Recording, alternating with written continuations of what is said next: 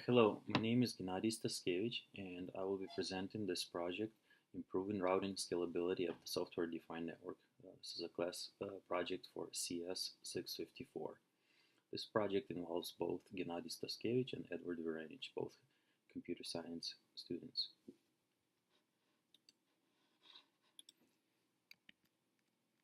Brief outline. The work breakdown is for Gennady. I was involved in architecture, application development, and environment installation and configuration. Edward was involved in architecture, application development, and DNA interaction. Basically, we were both involved throughout this project. So the objective of this project is to address the routing scalability issue within the backbone of the internet using the software-defined networks as a proposed solution. The conceptual idea of this project is to utilize many of the distributed clients with low overhead to capture routing information that will be fed into an SDN, basically an ONOS application. The aggregated network data will be used to form a consistent view of a network from a logically centralized perspective using ONOS SDN framework and generate and populate flow tables with open flow rules. So the motivation for this project is that the global wide internet is composed of many large interconnected networks called autonomous systems, and they're interconnected through the internet exchange points using a borderway gateway protocol called BGP. So there are many drawbacks to this particular approach, but one of the drawbacks of BGP is that routing is based on a destination prefix, not an application. So meaning that you cannot route traffic based on either latency requirements or other bandwidth requirements. And also another problem with BGP is there is little control on how the incoming traffic enters your large network. Initially, BGP was designed when the networks were much smaller and they were easier to manage, and it was sufficient for those cases. However, current networks have grown both in size and complexity.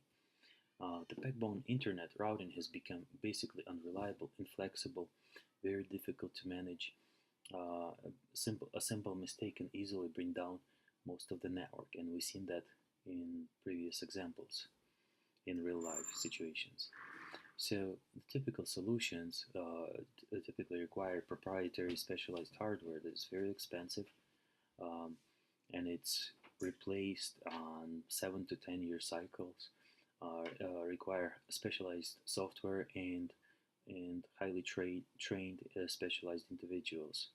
So all of these issues basically translate into high operational cost and significant liability when relying on specialized hardware and experts. So the motivation here is basically, can we do this within the software-defined networks? So the initial approach is to use the DNA client to collect network flows. A second, DNA stat server would be used to compute a consistent network view. Third, create DNA client that will pre-compute optimal routes based on edge routing framework. And third, extend the SDN IP and ONOS application basically to take those incoming routes and program and push those rules into the edge routers. And basically feed the new routing data into SDN using an API. So that's conceptually right. Okay, so before we're going to get too far into SDN, we'd like to go over writing ONOS application. So the basic requirements for ONOS application is it's around template. Maven, they use Maven to generate a template, a default template that a user will need to modify and tailor it to their needs. So the top just basically shows For example, this particular project that we were working on, we defined our group ID, which is basically a namespace in Java. Artifact ID is basically a project or an application name. So the package, we just combined both for the packaging. I think there's a lot of arbitrary verbose and unnecessary stuff that is just could be simplified. Okay, the bottom. Oh, okay, so the bottom slide right here, basically, there is two types of ONOS application. Basic, you can have a regular ONOS application, and then you can have an ONOS application that can be interacted using the ONOS command line prompt, and we'll see an example of that later on. Okay, very brief kind of overview showing that this particular example that I wrote up with connecting to the Mongo database, and basically we have here in the center all the files that compose the BGP client, and then we have here. Okay, I think this is a binding. Yeah, this is a binding for MongoDB. We'll get into details, some details of these screens later on, and we'll go through these. So these classes basically compose the BGP application. Okay, so once the code, you written code, basically when you start with an empty template, you provide your class files, and if in case you need to do anything else, if you'd like to have command line bindings, you have to execute the script that will generate the bindings, and then you'll need to modify the code to suit your needs. And here we show basically this is our application compiled. It took 4 seconds to compile, generated a 25 megabyte archive file, actually the archive file. I'd have to look it up how big it is, but okay. So and right here, this particular command, this command right here and this command right here are used to deploy it on a server. So this the first application, first one, I just basically forgot the name of the generated jar file or OR file. OR file and jar file are basically the same thing, except with OR file they just renamed it as ONOS archive. Unnecessary distinction, but I guess. Let's see. Okay, so here the script, right, or the prompt after executing the script basically tells it that the name of this application is CS654, basically a full whatever we gave it to, and it has basically an ID of 37 and it's version 1, and basically description what we specified originally in the configuration XML file called pom.xml, and I can actually demonstrate very quickly. Let's see. Let's go back. Okay, so cd. So we're in a root directory, and we need to go down to our BGP directory, ls-l, and here we see pom.xml. The original script, once you execute it, it generates this particular POM file, and it's mostly stuff is ready to be used. But okay, so let's look at it. Pico XML. Okay, let's make this a little bigger. Okay, so the very first thing to do once you generate the files is you have to uncomment right here this particular section, because I don't know why, but they by default when they generate this XML descriptor or configuration file project file, the ONOS architecture comments these attributes out. So you have to manually go in and edit like ONOS version. No idea why it's default should be already basically take whatever is installed in the machine and use that as default and let user override it if there is a need to. But anyways, nothing. This is pretty simple. And also going down the configuration file, we had to add several dependencies, and let's see where they are. So we used since we're going to be talking to Mongo database, we needed to add dependency for MongoDB. We needed to add dependency for Mongo.morphia, and MongoMorphia is the actually basically it's like a wrapper or the translation service that translates the translates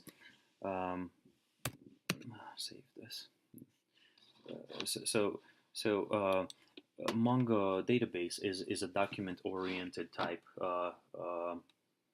storage or data store, and ONOS framework uses it to provide the consistency for the network, to enforce distributed consistency amongst distributed clients. So this Mongo uses documents inside in format of binary JSON or Bison format. So what this what this particular Memphis that is basically translates the Java objects into Bison and back. So basically, it's just a mapping service, and we'll see more examples of it later on. Okay, so from previous screen, once we write our application and add all the necessary Java code class files, which we'll see later on. Actually, we can show them right now. Let's see. Let's switch back to our virtual machine. So Pico, source, main, Java, and class. For example, let's go database connection. Database connection, and you can see this is basically a class. This is the class that we're going to be used for connecting to the Mongo database. And there's other classes. Okay, so control. Which one was it?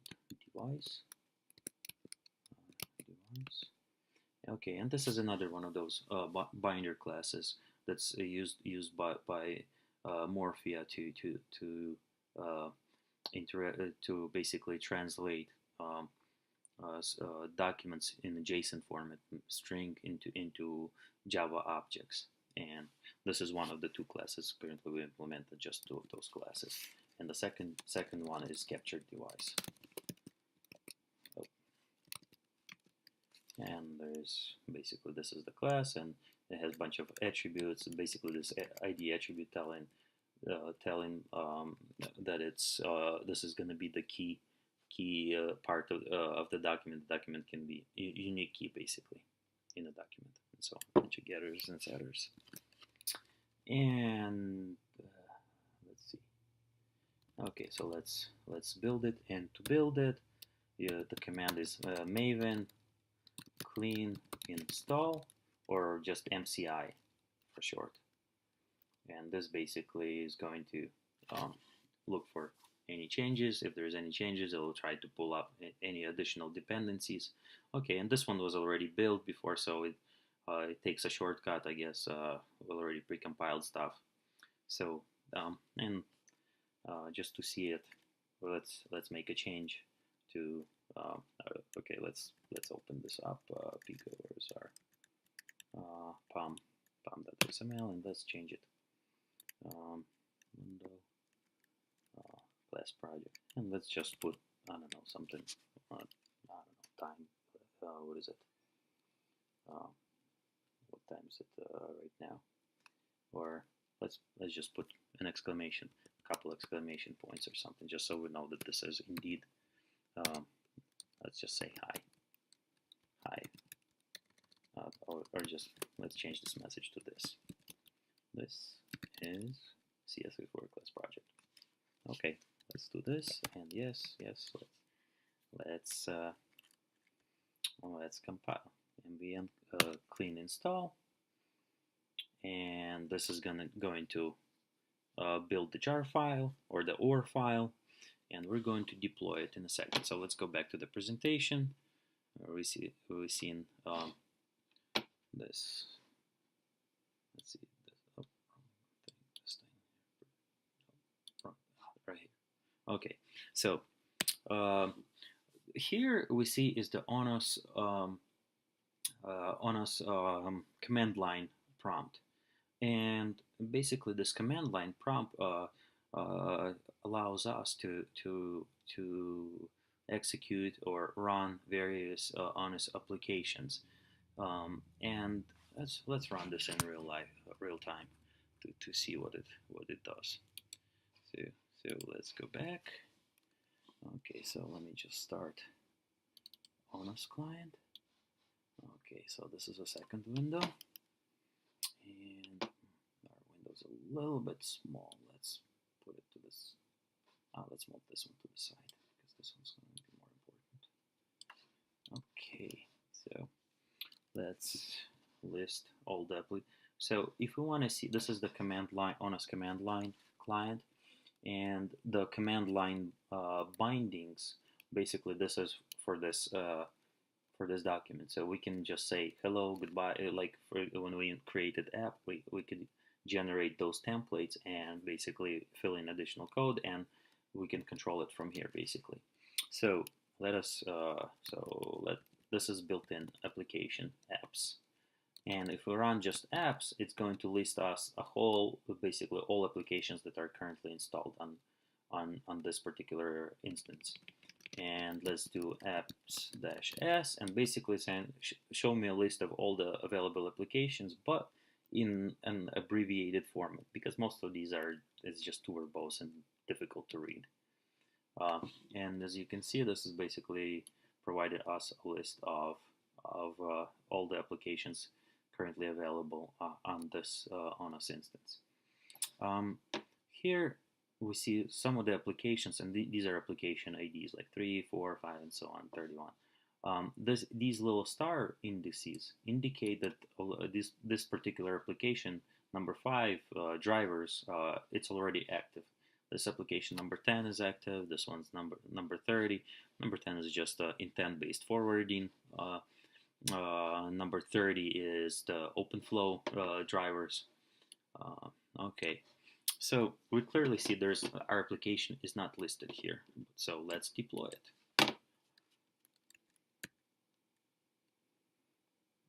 One more thing I forgot to say. Let's make sure to show that this is indeed the version ONOS version 121 summary.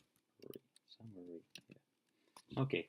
So we can see that we have basically the ONOS is deployed on this virtual client with an AP 10.0.3.11. It's on a single node. It has 6 devices, links, and so on. It has 48 flows installed and 56 intents. Okay, so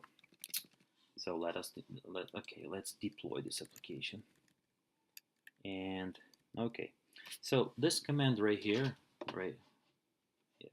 this command right here basically tells us, let us ONOS app will deploy this target file on this server. It will install it, just install it. Okay, so let's run this, and that should install. Let's see. So now if we run the same command, let's do short abbreviated version. Let's scroll this down a little bit more. Okay, so okay, we just did this, and there is again. Okay, now we have our new app number 37 showed up.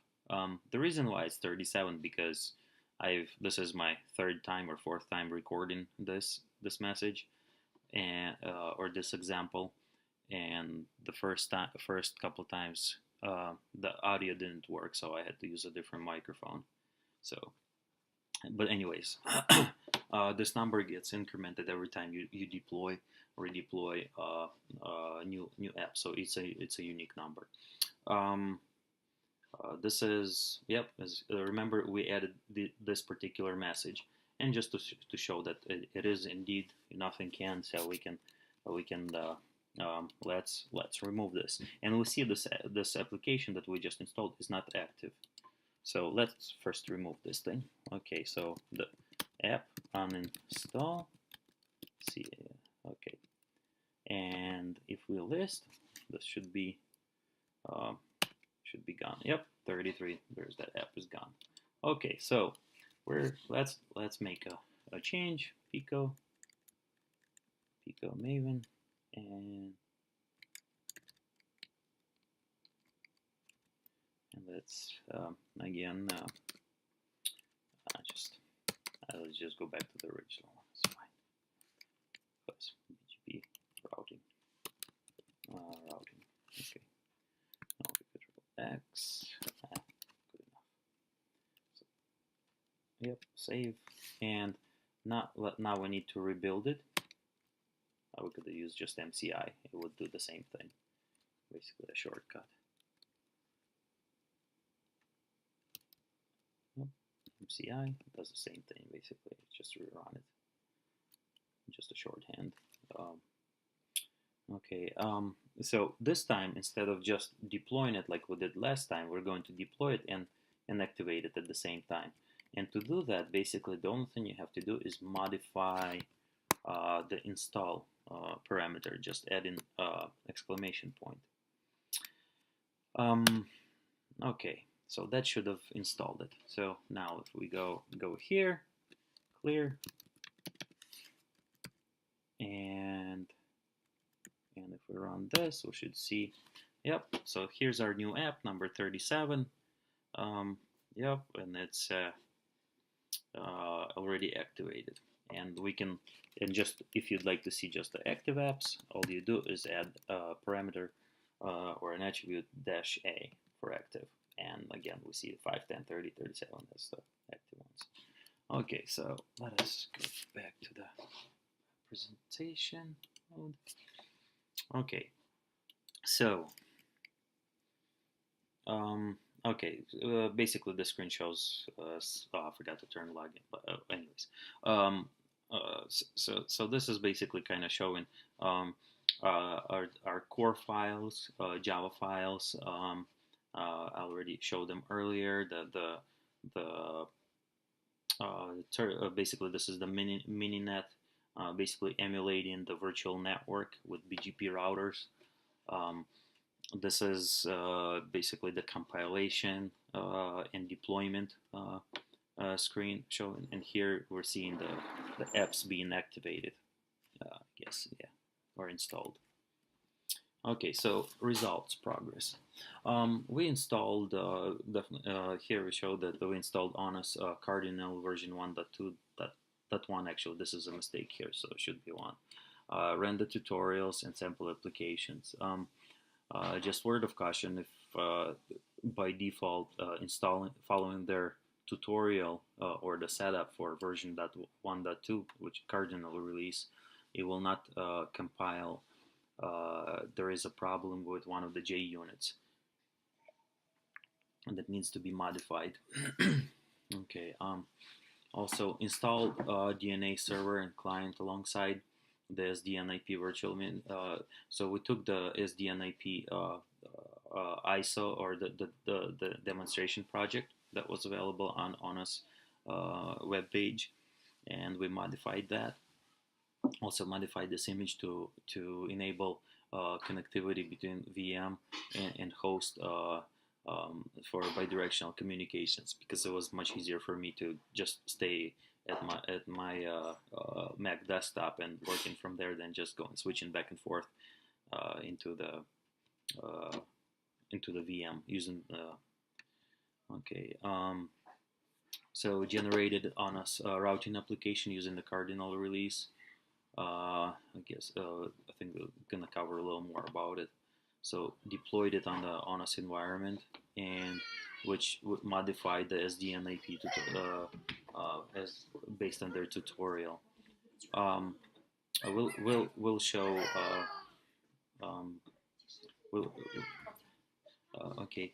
Um, generated a native Java client for direct access to DNA stat server using native libraries to minimize dependence on additional libraries. And let me just show you that too. Okay, we'll switch to the virtual environment. Okay, and basically just it's just as you can see, there is no additional, everything all standard Java calls. Um, so this is a native client for interacting with ONOS, or I mean with DNS stat server. Let's see. Okay, yep. Using REST API. However, in this with this release, we ran into many issues, and but that's on the negative. But on the positive side, we did come up with 2 new designs.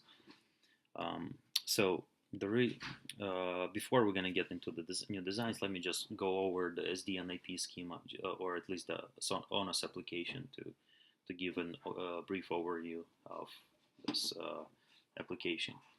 So basically, SDNAP is an ONOS application. It consists of 4 virtual networks considered or autonomous systems interconnected through BGP routers. The external addresses of these systems are 10.0.1, 10.0.2, 10.0.3, where X is the variable here for each individual network. The internal address space is 192.168. .1 for the first, .1 for the first network, .2.1 for the second network, .2.3 for the third network, and so on. Okay, so the whole point of this SDNIP application is to basically, or it's responsible for generating dynamic routes in response to the BGP routing dynamics. So basically, it listens for all the BGP messages using an intent application. Again, it's an ONOS application used to generate dynamic routes. Basically, an ONOS intent application is responsible for generating dynamic routes, which are similar to the static routes or typical routes, but when one of the desired routes fails, it will automatically readjust or try to reroute if there is another path, and fail if there isn't path. The default behavior of the intent application is basically to match on the longest prefix and choose the shortest available path. SDNIP also generates multi-point to single-point application intent requests. Basically, it's a way to control or multiple incoming attachment points to a single exit point. Basically, multiple ins to a single output. The next best, the best next hop router. And SDNIP is also is a passive IBGP peer. It doesn't broadcast, but it only listens to the BGP routes, but it never advertises updates of its own. And our initial architecture design was of DNA stat server, and SDNIP application ran into some difficulties. Remember that DNA stat server is written in Go language, and as SDNIP application or the SDN ONOS, it's pretty much basically Java with a bunch of other frameworks that it's like the Maven, JBoss, Xerxes, and a whole host of slew of other frameworks that it's using. So ONOS, so we ran into difficulties where ONOS framework was blocking our or access to our DNA stat server, which was a Redis data store. And after bunch of, or after thinking and thinking about another approach, um, uh, we basically we saw that this was another potential cause for things to get out of sync and cause result in route oscillations, so which would be bad for BGP. Um, so another thing is with this, the original approach was that running a secondary data store had increased overhead and added more complexity and added more points of failure. So our professor showed us this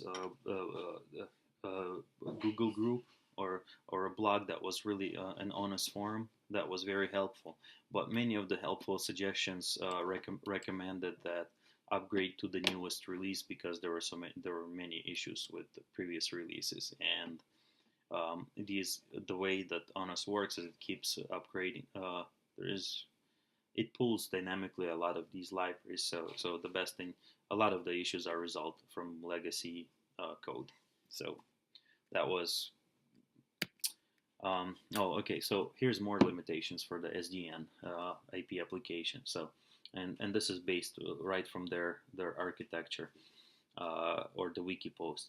So they're currently, at least this is true as a version 1.2.1.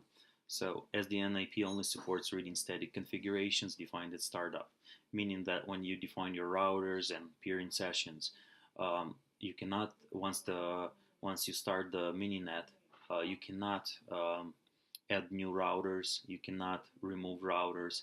All you can do is enable or disable routing paths. Another limitation is standard port for BGP is 179, and it requires root privileges. However, currently ONOS cannot be run as root, and as the NIP uses, in this case, as the NIP application uses a non-standard port of 2000. Another limitation of the intent framework is that the total number of routes is limited to roughly 15,000, which would kind of defeat the purpose of the flexible high number of routes. I mean, 15,000 routes would most likely satisfy like maybe 90 something percent 90 something percentile of routing table or of routes. I mean, but certainly not full. Another limitation is that there is a MAC. If the MAC address changes of the next hop, the traffic will be dropped. And also, there is no explicit way or explicit means for configuring internal session configuration or internal routes within autonomous system. So these routes are automatically configured during the initialization. Also, IPv6 support, no IPv6 support for this for ONOS. And there's a couple more at the end. I'll run it or mention them. Okay, so given the late stage of the project, we came up with revised designs. So the first next logical design was to move up to the most recent release, version 1.5 Falcon release, or 1.6, which is already, I've seen some code mention 1.6 in their code base. Leverage the internal storage that MongoDB that is used for consistency and distributed consistency amongst clients, and for coming up with consistent view of a network. And then utilize MongoDB Morphia that will provide transparent mapping between Java entities and MongoDB documents, which I already showed earlier. And also, another thing is MongoDB provides kept storage collections, meaning that the storage doesn't have to grow infinitely or to, reach some threshold. Basically, you define the cap, and the data storage will be almost like a circular. The oldest entities will get overwritten up to the size of the specified data storage. So, which is a nice way to limit the infinite growth. The second approach was to utilize Go BGP, which is a powerful open source, high performance BGP library written in language Go. This approach is actually would be preferable if we're writing everything or sticking with the original DNA stat server design, because it's written natively, and there is many benefits for Go. It's a much lighter weight than the ONOS design, and the library is very powerful, and um, the BGP Go BGP basically also offers a lot of flexibility. They have a daemon service and the client that enables various configuration setup. Also, Go offers a highly efficient concurrency models. So I think from the perspective of scalability and the performance, definitely this is the best route. And also from architectural design, I think this would make most or the cleanest design approach. And we'll dive into each one of these designs a little more. So here the ramification or the impacts of these new designs. Definitely going to be improved performance in both cases by managing a single data store. Lower complexity in overall design for both cases. Um, Also, the negative would be more changes and delayed in schedules. But we're okay. We'll mention this later. Okay. So ONOS has many components and services, as mentioned previously, and basically that utilize distributed store for enforcing consistent view and controlling ONOS framework. So basically, the first approach, the revised approach, will make use of these components: the data store, the storage service, which would interact with concurrent map, used to store information about virtual networks. But this is only storing local route information. But to actually expand this view, you'd have to use consistent map, which is cluster aware. So if your network spans multiple or if it's very large, then this is definitely the right, much better approach. Path service also finds optimal paths between two endpoints or hosts.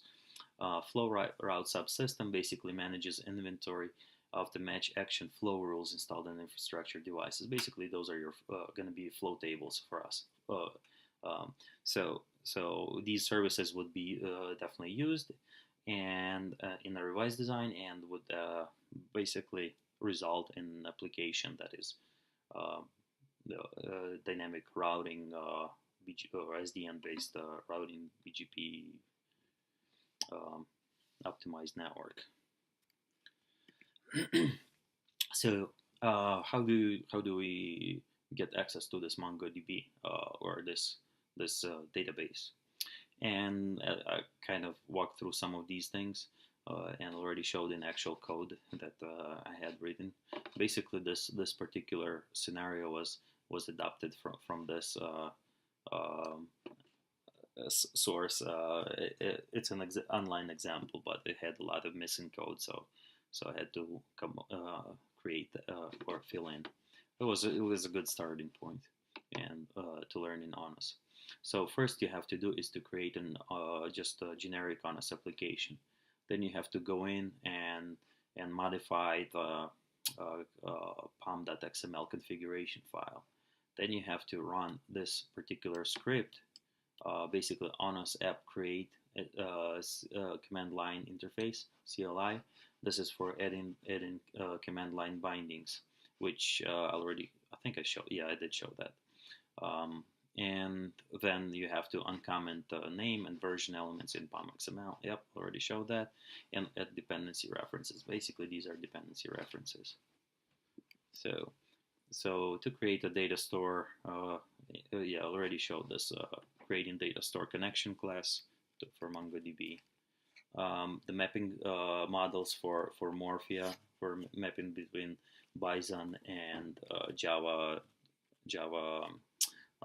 elements or basic types. Command line. This is for binding code, right? Yeah, I did show that binding, and here's the actual reading executing the actual call. Same thing. This is the first was the first part was for the binding code, and the second one for accessing ONOS data store right here. Yeah. Okay. So now kind of covering the revised design too. So utilize the GoBGP and DNA framework.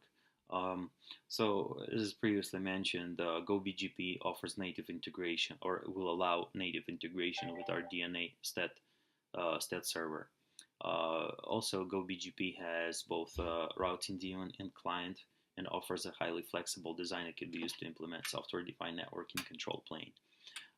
Also, for remote FIB manipulation, which is forwarding information base, GoBGP requires Quagga and Zebra. So basically, this I think this is a very interesting project, and in any case, both Ed and I will likely explore it during our summer. We're in the process of still learning Go language, and this definitely looks interesting. So we're probably going to be doing this during the summer in any case. Okay, next. So this brings us to our challenges and new knowledge learned. So I think this is in consensus for both Ed and I, that the idea behind the ONOS project is really a great idea, but the implementation, I think, is not so much. I think it leaves a lot to be desired. I think our point, or at least our perspective on it, is that it's made out of many components and frameworks and other systems, and it really does feel like that. It's very the behavior is quite inconsistent. For example, I think, let's see if I go back a bunch of slides to show you. Let's see. Yeah. So in one of the cases, I remember my computer, I didn't change the code, and this was actually happened during the first recording session.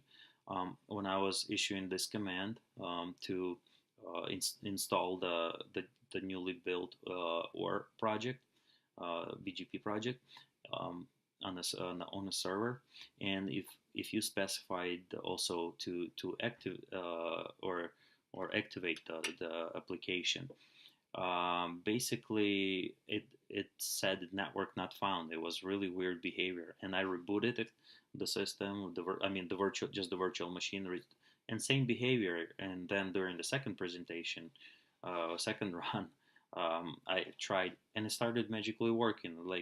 And I don't remember doing anything. I'm pretty sure I did not do anything that should have caused that. So it does have some kind of weird behavior. And another thing is, if you open ONOS applications and you leave it open, let's see, where is it? Where was I? No. Right here. So if you leave ONOS like command line open, or one of the applications open, it will force close and just disappear. So my belief is there is definitely like memory leaks probably. So I think this is a great idea, but it definitely needs to be revisited and re-engineered to remove a lot of these dependencies, and actually try to combine or at least update the wiki so it reflects the actual images what are being distributed. And maybe I'm not being fair at this point or biased, because this is, I think, valid of version 1.2, maybe because the current version is 1.6. So I'm assuming a lot of stuff has changed, and they have a very fast release cycle. So these comments may not be fair at all. So we did not have a chance to work around with version 1.6. Okay. Oh, here's one of the other examples. When we this one actually took quite a bit to figure out. It really doesn't tell you much. Basically, when I generated this only happened when you generated the command line bindings, and after that I mean this occurs on templates that had command line bindings, and the the class path would have a dash inside inside the last variable. If there was a dash separated like foo dash bar, um, then this error would occur. And it really doesn't say that you have a dash in your, because this is a valid namespace or that you have in your project. And I mean, Java compiles fine if you try to manually compile, but if you try to use this Maven build, it starts barfing this error, the yet compiler. So I think authors could have done a better job, or at least somebody who's working on it to actually write a better parse tree with their yuck parser. So that way the errors are actually, when they're presented, they're meaningful. And this actually speaks pretty much throughout most of the 1.2 version, is that most of the errors are difficult and cryptic. I mean, some of them are better, easier to read, but most of them are pretty cryptic and takes a while trying to find it on the web, something or those Google blog to answer. Okay. So building. Okay. Again, and some inconsistencies. So according to the wiki, for example, you have to have this environment variable ONOS IP and your whatever your IP address that is going to be running ONOS. However, this is said that you must have this for the SDN API as the SDN IP network or the application. But there's, if I'm not mistaken, I could not find this variable at all. So there's quite a bit of inconsistencies. And speaking of inconsistencies, they do. I don't know if I mentioned earlier, but they do. Like in one instance, in a simulation environment, the ones that they offer you, the pre-built ISO images of these applications, they use OpenJDK, and the instructions on the wiki telling you to use the uh, Oracle JDK for building.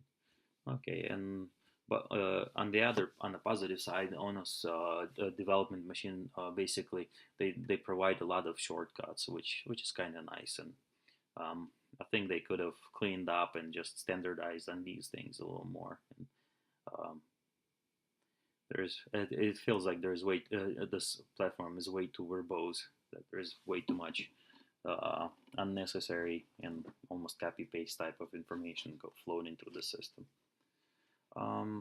Let's see. Configuring files. Okay, so basically, once you deploy for the SDN IP application, that files need to be placed in a specific directories. There's basically two approaches.